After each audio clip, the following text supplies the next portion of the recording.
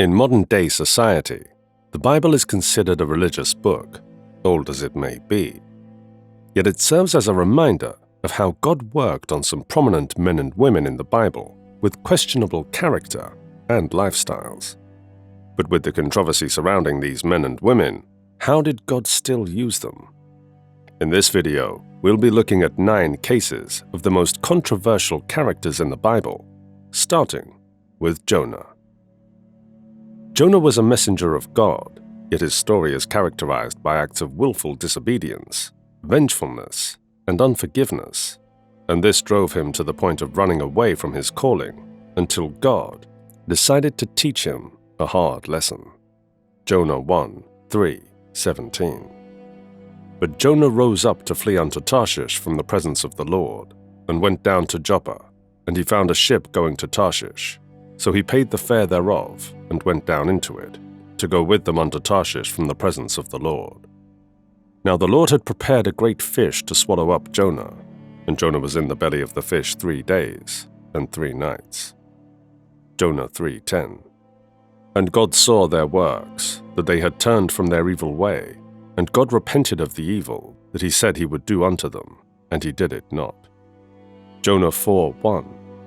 But it displeased Jonah exceedingly, and he was very angry. Ultimately, Jonah had just one job, which was to deliver a message to a people for their salvation. But for reasons best known to him, he felt they didn't deserve forgiveness, and decided to handle things his way. But if you think Jonah had issues, then what would you think about our next characters? It is nearly unbelievable to imagine that people in the Bible behaved and acted in a manner that completely threw morality in the gutters, and one of such acts was committed by Lot's daughters. After escaping the destruction of Sodom and Gomorrah, the elder and younger sister connived to commit such an immoral act. Genesis 19:33-35. And they made their father drink wine that night, and the firstborn went in, and lay with her father. And he perceived not when she lay down, nor when she arose. And they made their father drink wine that night also, and the younger arose, and lay with him. And he perceived not when she lay down, nor when she arose. How people then thought of acts like this still beats my mind, but this is nothing compared to our next character. One would assume that prophets are supposed to lead an exemplary life, but it just doesn't make sense that a prophet would be found keeping the company of a promiscuous woman. Even in our modern era, it is greatly frowned upon, but then a whole lot happened in the Bible that doesn't even make sense now. The book of Hosea sheds more light. Hosea 1:2. The beginning of the word of the Lord by Hosea. And the Lord said to Hosea, Go take unto thee a wife of whoredoms, and children of whoredoms. For the land hath committed great whoredom, departing from the Lord. How can God instruct a prophet to marry a promiscuous woman, all just to teach a nation a lesson? Well, our next case isn't better off either. The story of Moses cannot be completely told without referencing Aaron, his older brother.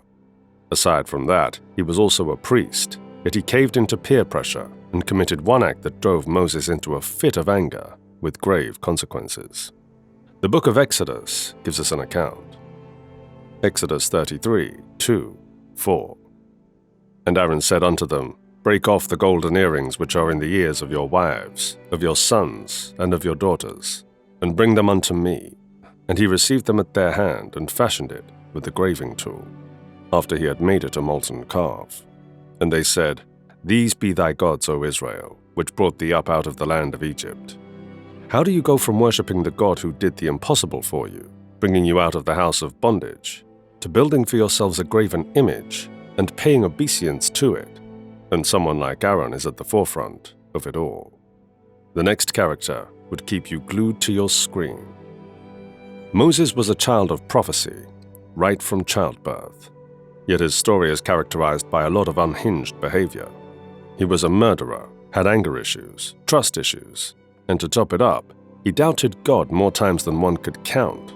It still beats my mind why God still used him, but then again, that's just the mercy of God. Moses' anger issues were what led him to only see the promised land and not enter into it. Exodus 2:13. And he looked this way and that way, and when he saw that there was no man, he slew the Egyptian and hid him in the sand. But then even Moses doesn't hold a candle to our next case. If you thought Moses was bad, then Solomon was even worse. In the history of Israel, no king had the power and prestige that King Solomon had during his reign. A child favored by God and endowed with wisdom and wealth was also a business mogul. He had everything, yet with all these privileges, he turned out to be an addicted womanizer and made poor and biased decisions that ended the united reign of Israel as one nation. One could say that the apple doesn't fall far from the tree in this case. 1 Kings 11:3. And he had several hundred wives, princesses, and 300 concubines, and his wives turned away his heart. Solomon's story is the true definition of how much of everything is bad. The next case is even more outrageously unbelievable. The story of David remains one of courage and humility, at least in the beginning. After defeating the Philistine giant Goliath, which immediately endeared him to the hearts of the people, he went on to become king over Israel. It is noteworthy that he wasn't just king over Israel, he was both a poet and a minstrel, and was politically sound. It was during his reign that Israel became a united nation. However, despite all his acclaimed wealth, power, and accomplishments, he fell for both adultery and murder. He coveted the wife of one of his generals named Uriah. Her name was Bathsheba. He then killed Uriah and took her in as his wife. Yet, after all this, he was still called a man after God's heart. A man whose family was divided, committed murder and adultery, yet he was the very same man who pleased God. I can tell you this for free. The paradox in the next case will shock you. Apostle Paul's original name was Saul of Tarsus. He was a very resourceful, skilled, and educated man. In his early years, he worked as a government official who gravely persecuted Christians. Acts 8:3. As for Saul, he made havoc of the church, entering into every house, and hailing men and women, committed them to prison. And yet, despite his strong hatred for Christian society, God chose him to spread the gospel to the ends of the earth. Research shows that of the 27 books in the New Testament, 13 are attributed to Paul. Is this to say that out of all the disciples who followed Christ, none could complete the task except for Paul? How do you go from continually committing murder, regardless of intent, to preaching the gospel? Well, the first on our list of controversial characters would leave you with more questions than answers. Well, Job as a person isn't as controversial of a character as the other cases we've seen, but his story is one that has raised arguments in different spheres. Job was a devoted and ardent follower of God, yet in one single strike, he was reduced to nothing. Job 2:3-6.